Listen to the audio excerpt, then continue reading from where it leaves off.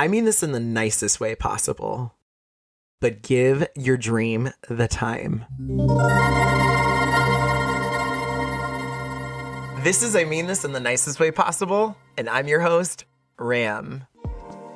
Let that land for a second. I didn't say give your job all the time. I didn't say give your burnout a personality and make it grind. I said give your dream the time. This episode is not me trying to recruit you into hustle culture. This is not set an alarm for 4 a.m. and chase it with iced coffee and shame. This is about something way quieter and honestly way scarier. Honoring your purpose, taking your dream seriously, and giving your future self something they cannot stop thanking you for. Because here's the uncomfortable truth a lot of people never want to say out loud. Most of us are not short on dreams. We're short on time we're willing to give them. If you've been with me all season, you've actually been practicing this already without realizing it. The phone boundaries, the way you get ready, the job decisions, the visibility, the way you treat your inner child. Every single episode has been training you to make space for the version of you who goes after something real. Let me be real with you. For years, I was the king of when things calm down, when work slows down, when I have more money, when I'm less tired, when I figure out the perfect plan. I kept waiting for life to roll out this red carpet and be like, okay, babe, your schedule is now wide open for destiny. Have at it. That day never came. What actually happened was this. Life stayed lifing. Bills still showed up. Family still needed things. I was still tired. And meanwhile, my dreams were sitting in the corner like unpaid interns, wondering if they were ever going to get a real position. At some point, it hit me. Life doesn't hand you openings. You make them. And the wild part, most people never get past the dreaming stage. Ever. We love the fantasy version of ourselves. You know the one. Booked and busy, but also somehow rested. On tour, on set, on panels, writing from a villa, answering emails from a lounge chair. The future me who's already done all the hard parts. But there's this brutal little line that changed everything for me. The difference between dreaming and doing is not talent. It's not luck. It's consistent time.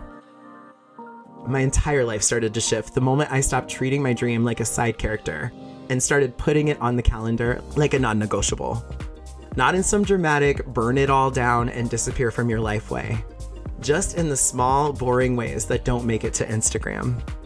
If you think back to episode 1, when we talked about putting your damn phone down, that was never just about screen time. That was about attention. About taking your minutes and hours back from everyone else's agenda so you'd have something left to give the life you actually want. That was the first time we started quietly making room for this conversation. For me, that looked like this. Choosing an hour for Ram when my brain wanted Netflix. Even in the seasons when my schedule opened up after leaving my job, I still had to decide that some of that time belonged to my dream, not to numbing out. Writing when it would have been easier to scroll. Recording music when no one was asking for it. Planning a podcast long before there was ever cover art or a trailer or any guarantee that anyone would care. All of that happened in stolen hours. Late nights, early mornings I did not want to be awake for. Not because I'm this perfectly disciplined robot, but because I finally realized I'll do it someday is just a prettier way of saying I won't. Someday is not a date. Someday is a graveyard for dreams. And my life genuinely got better the day I stopped waiting for permission. Nobody emailed me like, "Hi Ram, just circling back to see if you're ready to be the person you secretly want to be." I had to decide that I was worth putting on my own calendar. When we talked in episode 3 about quitting your job, or at least getting honest about whether it's decaying you, that was really the same message. Your dream can't grow in soil that's draining you dry. Even if you can't leave a job yet, you can stop letting it own every ounce of your energy. You can start quietly reclaiming pieces of yourself for something that's actually yours. So if you're listening to this right now and there is something you keep saying you want, the invention, the business, the album, the app, the move, the degree, the creative thing you've talked about for years but never actually given a real time slot, this episode's for you. Not the polished future version of you. The you who's exhausted, low-key overwhelmed, and still somehow knows you were not put here just to pay bills and be polite. Here's what we're going to get into today. We're going to talk about the psychology of someday, why your brain loves the fantasy of future you and keeps you postponing the life you actually want. We're going to talk about how to actually make time, not in a cute planner spread way, but in a my life is full and I still found an hour away. We're going to talk about how to stop waiting for circumstances to be perfect, why slow progress still counts, and how minor, messy consistency will carry you way further than waiting for the stars to align. We're going to pull back the curtain on how real creators actually build things. The business owners, the independent artists, the authors, the podcasters. Spoiler alert, almost all of them started as unpaid workers for their own dream, in those same stolen hours you have access to right now. And yes, we're also going to get a little spicy and tell the truth about the difference between people who say what they want and the ones who quietly start. Not to shame you, but to invite you. Because at some point, I don't have time becomes I haven't given it time. And I mean this in the nicest way possible. Your dream is not asking for a miracle. It's asking for a calendar invite. So let's talk about why your brain loves someday and how you can start moving anyway. Let's talk about someday. Not the cute mood board version, the real psychological version. Because someday is rarely about timing. It's usually about fear disguised as planning. Most of us don't procrastinate because we're lazy. We procrastinate because taking action makes the dream real. And when something becomes real, it can also fail. So our brains offer this very polite self-protection mechanism. Later. Just later. Not now. Later. And because it sounds responsible, we believe it. But here's the truth most people never realize. The fantasy version of your life feels safer than the real one you'd have to actually build. Because in your head, you're already successful. You're already talented. You already look amazing. And everything already worked out exactly the way you pictured. Most of us are addicted to that little mental movie. If you remember episode 7, when we talked about happiness being an inside job, this is the same thing wearing a different outfit. Your brain would rather keep you in a safe, imaginary version of happiness than risk the vulnerable, imperfect, real version. It's easier to daydream than do the inner work and then back it up with action. But the moment you start, suddenly you're dealing with uncertainty, vulnerability, actual effort, and the possibility that people might judge you. So your brain procrastinates to protect you from discomfort. It feels like rest. It's actually avoidance. And avoidance is expensive because every day you don't start, your dream becomes heavier, mentally, emotionally, and spiritually. Here's something I've learned. When somebody says, I want to write a book, but never writes a page, they don't lack desire. They lack toleration for discomfort. That's why back in episode 5, I pushed you to write the effing memoir, or whatever your version of that is. It was never about everyone becoming an author. It was about learning how to sit in the discomfort of your own story and still keep going. That exact muscle is the one your dream needs now. Then there's the learned helplessness part. That voice that quietly whispers, this is just a busy season. Life will calm down soon. I'll have more space later. But life usually doesn't calm down. We just get more used to feeling stuck. So we convince ourselves there will be a magical future version of us who wakes up early, organizes everything perfectly, and just becomes the person we're dreaming about becoming. Meanwhile, present day us keeps scrolling. What I'm saying is this. Your brain isn't waiting for time. Your brain is waiting for safety. But here's the irony. You don't get safety first. You get safety from doing it scared and slowly proving to yourself that you can. Someday is a psychological comfort blanket. Action is the only way out of it. Time is one of the biggest lies people tell themselves about their dream. I just don't have time. I'm too busy. Things are hectic right now. Listen, every single person who's ever accomplished anything meaningful also had a full life. Jobs, relationships, bills, exhaustion, responsibilities, distractions. No one accomplishes their dream because life was conveniently empty. Time does not magically open up. You carve it. You chisel it. You negotiate with yourself. You decide that 1 hour spent on your dream matters more than another hour spent numbing out or scrolling or convincing yourself you'll start when things feel easier. And this is where episode 1 comes back in again, when we talked about putting your damn phone down. Every minute you spend deep in someone else's life is a minute you didn't spend building your own. I'm not anti-phone. I'm anti-letting your dream starve while your screen time thrives. Intention doesn't count if it never turns into time. And this part isn't about being productive. It's about being honest. Because intention feels virtuous. It feels like momentum. It feels like preparation. It tricks us into believing we're moving toward the dream when really we're just thinking about the dream. There's a massive difference between emotionally desiring something and actually dedicating your energy to it. And your nervous system knows it. Your body knows it. Your confidence definitely knows it. That's why micro consistency matters more than big dramatic efforts. 1 hour is better than 0 hours. 1 page is better than an unwritten book. Showing up tired is better than never showing up at all. We tend to romanticize creativity like it requires passion and lightning bolts and the mood to strike. Actually, sustainable creativity looks very boring from the outside. Calendar blocks, protected hours, tiny steps repeated forever. You don't need ideal circumstances. You need a routine and a reason. And here's the reality most people don't want to face. People aren't waiting for time. They're waiting to magically wake up a different version of themselves. More motivated, more energized, more talented, more confident. But that version of you doesn't appear. You become that person by investing time, even when you don't feel like it, and especially when life would be easier if you didn't. Intention without time is just imagination. Time is what turns identity into reality. Here's the thing no one likes to admit. Dreams aren't built from desire. They're built from decisions. Decisions like, I'm writing tonight. I'm recording this weekend. I'm working on my business instead of doom scrolling. I'm choosing the dream instead of choosing comfort. In episode 11, when we talked about choosing yourself, this is exactly what I meant. Choosing yourself is not just about boundaries and relationships. It's also about choosing your future self over present comfort. Every time you choose your dream instead of distraction, you are literally choosing yourself.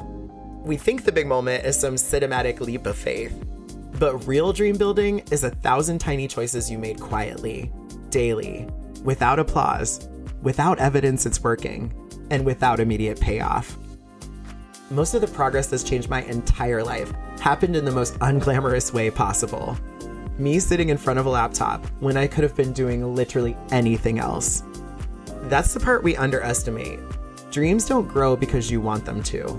They grow because you keep showing up, even when you're tired, unsure, uninspired, or afraid. And let's be real. Discipline is really just self-respect dressed up in actionable clothing. You're not forcing yourself. You're investing in yourself. You're not being strict. You're being strategic. You're not being obsessive. You're being committed. Discipline isn't punishment. Discipline is proof. Proof that you take yourself seriously. Proof that your dream matters enough to receive actual time. Proof that you believe your future deserves effort today. Every creative person you look up to, every artist, every writer, every entrepreneur, every podcaster, they weren't discovered. They were decided. They decided who they were becoming long before anyone else could see it. They decided to keep going long before there was a reason to keep going. And the truth is, most people don't fail at their dream. They just never fully decide to pursue it. Let's walk straight into a few classics, because if you've said any of these, so have I. My job is too demanding. Listen, almost every dream starts while working another job. That's normal. That's real life. Nobody ever wakes up with 40 extra hours a week and a perfect studio setup waiting for them. That's a fantasy. Most creators built their dream out of tired evenings and stolen weekends and half-awake mornings. Your dream doesn't require unlimited time. It just requires the time you actually have. I don't know where to start. Let me be annoying for 1 second. You start where you are. Not where you want to be. Not where you wish you were. Not where you're magically going to be in 6 months. You start here, with what you have, with what you know, with the smallest step you can take today. I'm waiting until X happens. When blank happens, when work slows down, when my schedule clears, when I feel ready, when I'm less stressed. Be honest, most of the time, that's fear dressed up as planning. Life rarely slows down in the ways we think it will. Usually, the moment you think you'll finally have more time, another life event steps in and eats it. Which brings me to the most seductive lie of all. I'll start when things calm down. Let me offer a hard truth, delivered with a soft voice. Things aren't calming. Life isn't opening a door for you. No one's coming to rescue your dream. You either start while it's inconvenient, or you don't start. We know this. Most people don't lack time, they lack intention. Here's the punchline. Every person doing what you wish you were doing has the same amount of time as you. They just make different choices with theirs. Let's bring this down from theory to reality, because nobody you admire started with a perfect setup, a clear path, or a guaranteed payoff. Business owners, they started with nights and weekends. Independent artists, they recorded in bedrooms, closets, basements, or borrowed corners of someone else's apartment. Authors, they wrote on lunch breaks, on buses, in between shifts, in messy drafts we'll never see. Podcasters, they started talking into iPhones and laptops long before they ever had microphones or cover arts or listeners. Every successful creator you follow today once had 0 followers, 0 proof, and 0 evidence that any of this was going to work. They didn't start because they felt ready. They started because they felt called. They didn't wait for the perfect moment. They made the imperfect moment matter. They didn't have time. They gave time. And that's the difference most people don't see. You don't measure a creator by where they are. You measure them by the fact that they began when they had every excuse not to. If you think back to episode 6, when we talked about hater energy and envy, this is where that conversation cashes out. The people you're low-key jealous of, a lot of the time, the only difference is that they started giving their dream time while you were still negotiating with yours. Envy isn't there to shame you. It's there to show you what you're meant to move forward. Here's something fascinating that shows up again and again in the research on motivation and human behavior. People rarely take action just because they want something. We take action because we feel capable of doing something. And that capability grows through doing, not waiting. Psychologists who study motivation talk a lot about how our brain protects us from fear by convincing us to delay things that matter. It feels safer to say, I'll start when life calms down, than it does to actually start now and risk feeling vulnerable. There's also this idea many motivation experts point out. Progress doesn't come from perfect planning. It comes from repeated attempts. Meaning, you become a person who writes by writing, a person who creates by creating, and someone who follows through by following through. Every tiny effort counts because it builds identity. There's a whole section of behavioral psychology that suggests we actually don't need huge bursts of motivation. We need small, consistent actions that teach our brain, this is who I am now. It's identity-based, not intensity-based. And a lot of psychologists and researchers who study purpose say the same thing in different words.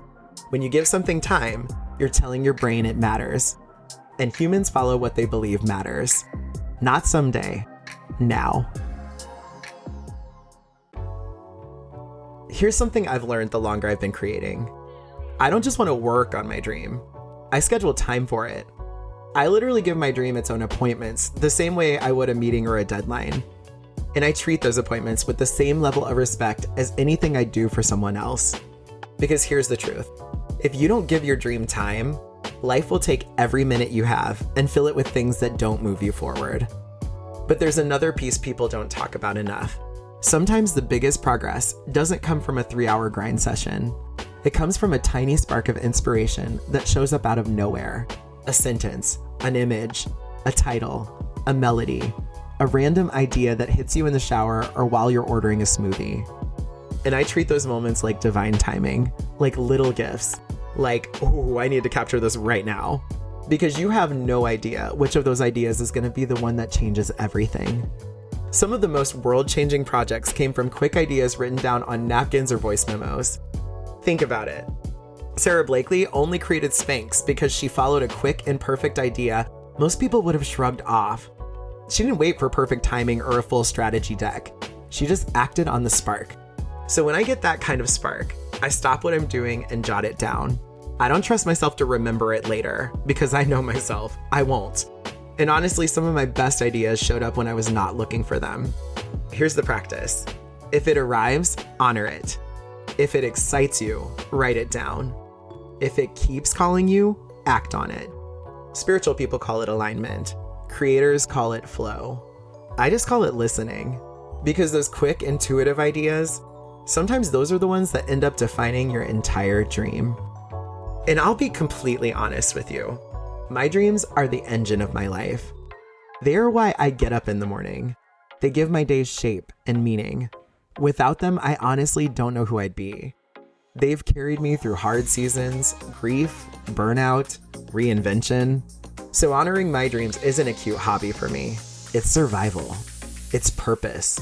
It's how I stay alive on the inside. That's why giving them time is a non-negotiable. When I talk about giving your dreams time, I'm not speaking theoretically. Everything I'm building right now exists because I started treating my dream like real work long before anyone else could see the progress. Ram Collective wasn't built because life handed me a perfect creative schedule. It started in ordinary days I could have easily wasted. Early mornings, late nights, random afternoons.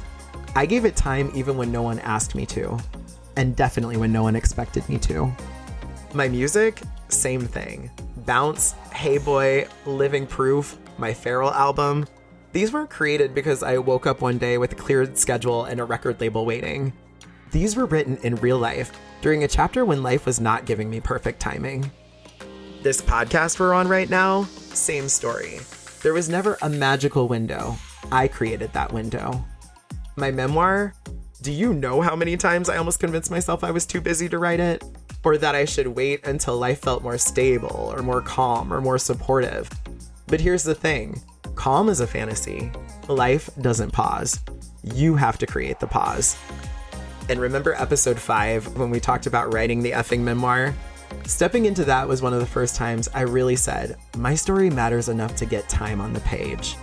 That practice of honoring my story on paper is the same muscle I used later to honor my other dreams in real life.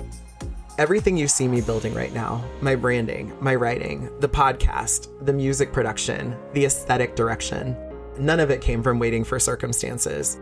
It came from choosing time. And if you go back to episode 2, where we talked about not leaving the house frumpy, that was never just about clothes. That was about getting ready like someone was somewhere important to be. These days, when I sit down to work on my dreams, I try to show up like the future version of me who already lives that life. Maybe it's fragrance. Maybe it's jewelry. Maybe it's just not wearing the shirt I slept in.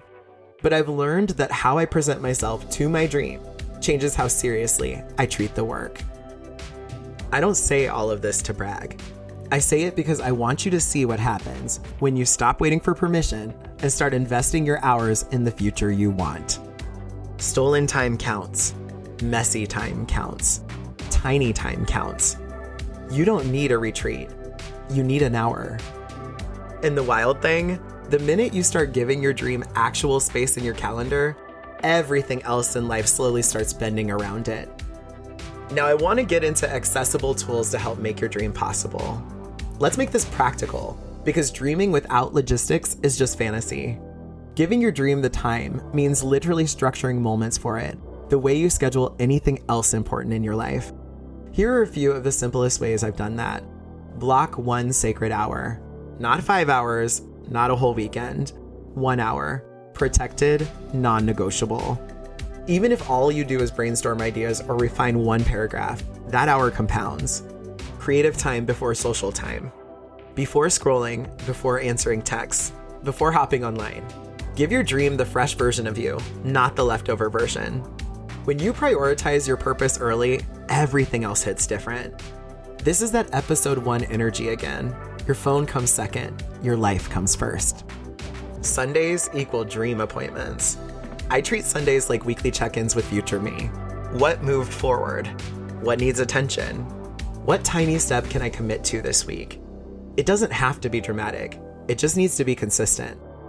Start before you're ready. Perfection is procrastination dressed in designer clothes. Waiting to feel ready is the fastest way to bury an idea alive. Start messy, start small, but for the love of God, start. Stop waiting for momentum, build it. Momentum doesn't show up until after you do. And the wild part, your brain rewards you chemically just for taking action. Meaning, the more you show up, the more your brain helps you keep showing up. Capturing divine inspiration immediately. If you get an idea in the shower, voice note it the second you step out. If you're driving, dictate it to Siri. If you're at dinner, excuse yourself and write it down. I believe ideas are divine little taps, so catch them the moment they arrive. Some of your biggest breakthroughs won't come from planning. They'll come from sudden clarity. Look at Sarah Blakely. She was selling fax machines when she got the idea for Spanx, cut the feet off her control top pantyhose to solve her own problem, and used about $5,000 of savings to start pitching it herself. No fashion background, no investors, just a wild idea she kept saying yes to. Quick action, tiny beginnings, a single step. Brilliant ideas rarely enter through the front door. They slip under it, so be ready. And remember episode 8 when we talked about embracing your inner child? Your dreams are often the grown-up expression of what younger you needed or wanted. When you catch those little sparks of excitement, that's usually your inner child tugging at your sleeve like, hey, can we do this? Giving your dream time is one of the kindest ways to show younger you that you listened. And please hear me. You don't need a multi-step productivity system. You just need to honor your ideas as they come, build small momentum, and keep promises to future you. That's the system. Now, I want to leave you with a couple reflection questions that can gently call your dream forward and make this real for you. Not someday, but this season. What do I actually want? Not what's practical, not what people expect, not what sounds responsible. What lights you up? Most adults never ask that question honestly. What tiny step could I take this week? Not a 5-year plan, one step. One action that moves your creative life forward by 1 inch. That inch counts.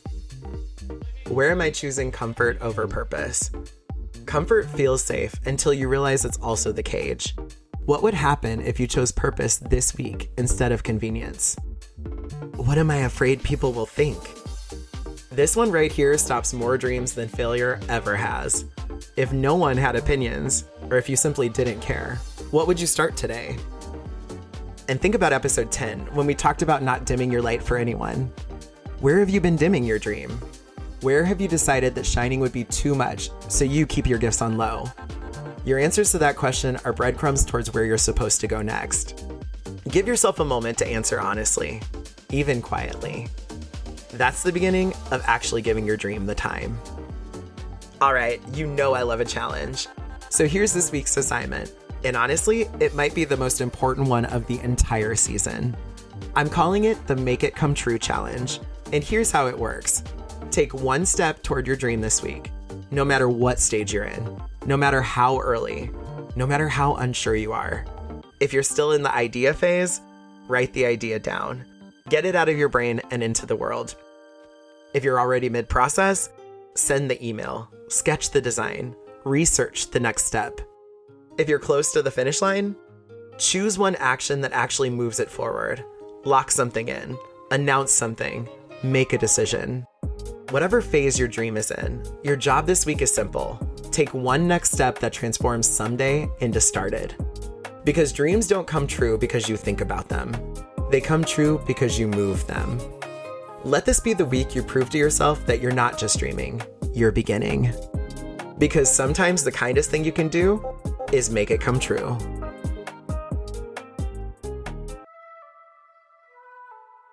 I mean this in the nicest way possible, but your dreams deserve your time. I can't believe we're here at the end of season 1. When I sat down and imagined this podcast, I had no real roadmap, no guarantee of listeners, no certainty of anything except the inner pull we've talked so much about.